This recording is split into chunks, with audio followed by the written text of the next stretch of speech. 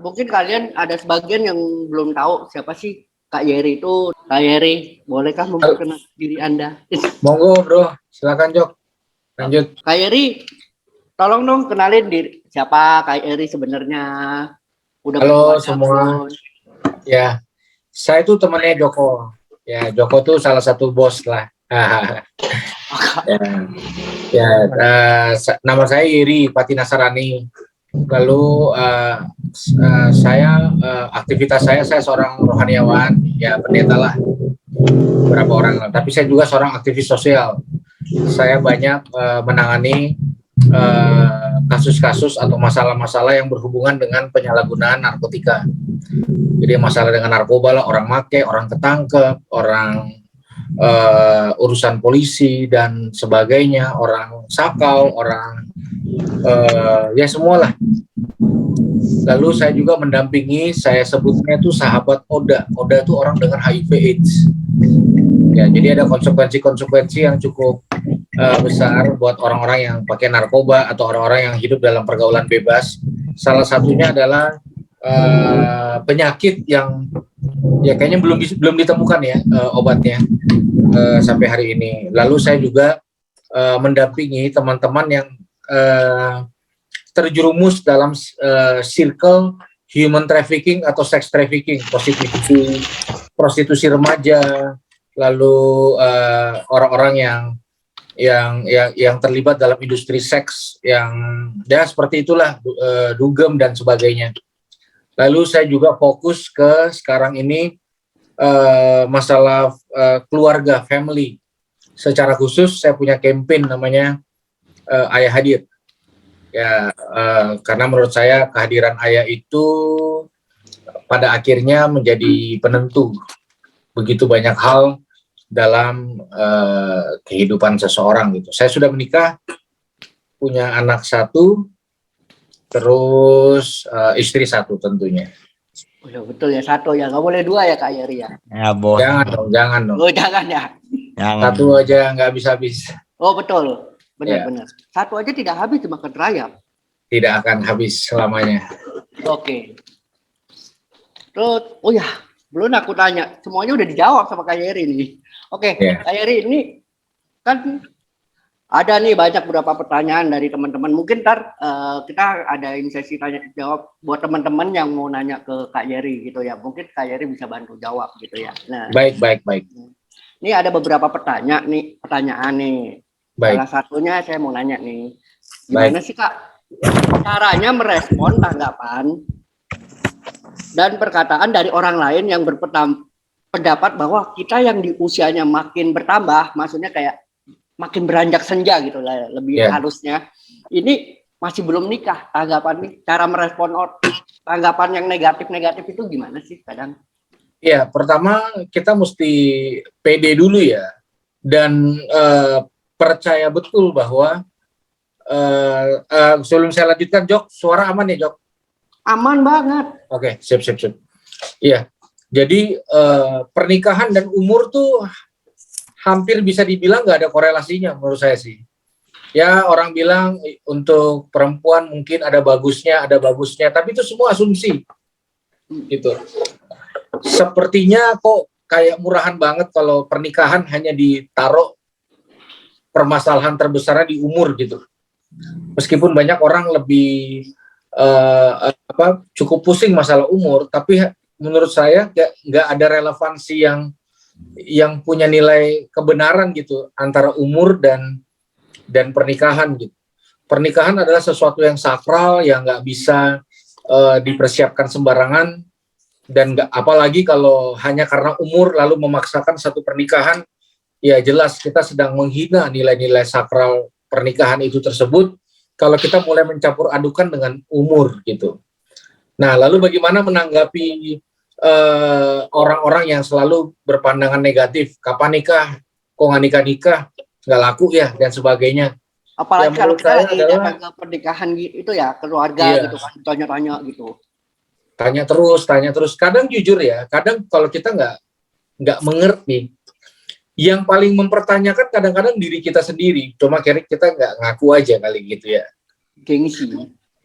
Kita menanyakan, Kapan ya? Kapan ya? Gitu. Jadi karena ini jawabannya. Karena kebenaran tidak ditentukan lewat umur, berarti pertanyaan itu bukan pertanyaan yang harus ditanggapi secara serius. Sekalipun yang nanya orang penting, mama, papa, om, tante, koko, yang nanya orang yang penting, hormati, tapi pertanyaannya nggak perlu ditanggapi secara serius. Apalagi dijawab secara serius, karena menjawab pertanyaan orang yang kapan nikah itu kayak ninju angin, gak ada ujungnya. Kapan nikah, kapan punya anak, anaknya ASI eksklusif atau enggak, gitu. Ya kan, kapan anaknya belajar jalan, kok nggak bisa ngomong, gitu. Kapan anaknya lepas ASI, terus nggak ada ujungnya. Jadi menurut saya kita sebagai orang yang punya iman, kita tidak perlu overreaktif terhadap pertanyaan itu. Mungkin awalnya pertanyaan kapan nikah, tapi semua pertanyaan yang sebenarnya tidak terlalu penting, meskipun yang nanya orang penting, saya sarankan tidak perlu overreaktif gitu loh. Kita jadi baper, kita lagi berusaha jelasin panjang lebar. Kita jelasin juga orang nggak akan puas kok. Gitu. Jadi saran saya sih jangan terlalu ditanggapin secara serius dan tidak overreaktif. Jangan bereaksi berlebihan kepada orang yang bertanya seperti itu. Oh, jadi berarti umur itu nggak jadi patokan ya. Mau nikah sekarang atau depan, mau nikah muda atau nikah tua itu sama aja sebenarnya. Tergantung. Menurut saya sih begitu sih. Karena nilai sakral itu kan ya ada faktor fisik sih, tapi murahan banget pernikahan kalau hanya diletakkan pada faktor-faktor yang nggak terlalu esensi gitu. Harusnya bagaimana menjadi suami yang baik, jadi istri yang baik, gimana menjadi pengatur keuangan yang baik, gimana menjadi teladan yang baik, itu jauh lebih penting dibanding kita pusing usia kapan kita menikah gitu. Oh. Nah, ini kan tadi kan bahas, jadi kita nggak terlalu usah ngeresponin orang-orang yang nanya kapan kawin, kapan nikah, lu udah umur berapa. Tapi kan kita sebagai manusia pada umumnya ya, maksudnya nggak perempuan, nggak pria itu biasanya kalau lagi sendiri gitu loh, kan suka galau nih. Aduh, gue kok belum punya pacar nih, kapan gue nikah nih, gue umur segini. Nah, itu gimana Kak? Cara kita ngatasin, ngelawan perasaan galau ketika kita sendiri, dan apakah wajar gak sih kita ngerasain hal-hal yang seperti itu? Baik, makanya tadi saya katakan bahwa ternyata pada akhirnya biasanya kita sendirilah yang akan mempertanyakan diri kita kapan menikah, gitu. Nah, kalau kita udah yang nanya sendiri, berarti pertanyaan itu tidak pernah salah. Kenapa? Karena pertanyaan itu adalah implementasi dari sebuah kebutuhan yang ada dalam batin kita. Semua pasti butuh sesuatu untuk mengatasi paling tidak rasa kesepiannya, rasa kesendiriannya. Semua orang butuh. Orang pasti butuh gitu. Nah, makanya penting banget ketika kita merasa, jadi gini, oke, saya clearin dulu. Perasaan itu tidak salah. Saya ulangi. Perasaan itu tidak salah. Jok, suara aman? Aman. Oke, sip. Oke. Kalau masalah percintaan saya aman, Kak. Iya.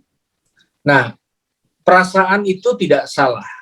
Yang salah adalah bagaimana cara kita mengatasi kesalahan itu. Oke. Contoh, ketika orang sudah usia dewasa, lalu memiliki kebutuhan biologis, akhirnya dia jajan sana sini, main cewek sana sini, panti pijat sana sini, ya, dia memuaskan kebutuhan biologisnya dengan secara brutal, dengan alasan bahwa selain itu kebutuhan, karena dia belum punya pasangan hidup gitu. Nah, saya nggak tahu ya, udah berapa orang dari antara grup ini yang sudah nikah, gitu. Ada orang berkata, sebelum dia menikah, ya dia jajan. Dia sering minimal masturbasi lah. Tapi orang berpikir setelah nikah, maka kebiasaan itu akan hilang karena ada pasangannya masing-masing. Ada suaminya dan ada istrinya. Tapi ternyata orang yang punya kebiasaan itu, dia tidak bisa menghilangkan kebiasaannya bahkan setelah dia nikah. Nah, jadi bagaimana cara mengatasi perasaan itu yang menjadi poin penting. Nah, mungkin saya masuk dalam satu pembelajaran penting sih. Ini juga yang saya praktekkan bahwa masalah kesendirian dan kesepian, jangan cari solusi lain selain Tuhan. Kalau ada di antara kita berpikir mau nikah dengan alasan kesepian, maaf saya harus bilang apa adanya, itu alasan yang paling tidak masuk akal. Karena masalah kesepian, sejatinya datang solusinya dari Tuhan, bukan pasangan hidup. Saya ulangi, masalah kesepian dan kesendirian, sejatinya solusinya datangnya dari Tuhan, bukan dari pasangan hidup. Ada begitu banyak orang yang sudah menikah, tapi terlibat dalam kesepian yang begitu parah dan dalam, karena tidak melibatkan Tuhan dalam masalah kesepiannya. Ya minimal kalau orang udah nikah berantem, mau tidur satu lihat kanan, satu lihat kiri. Satu rumah tapi nggak omongan bertahun-tahun. Gitu. Nah jadi ini pertanyaan serius banget, Jok, bahwa harusnya kita terampil mengatasi kesendirian kita. Gitu. Kalau kita percaya bahwa Tuhan pasti menyediakan pasangan yang terbaik, kita tidak berinisiatif untuk melakukan hal-hal konyol secara sendirian sehingga kita salah dalam melangkah.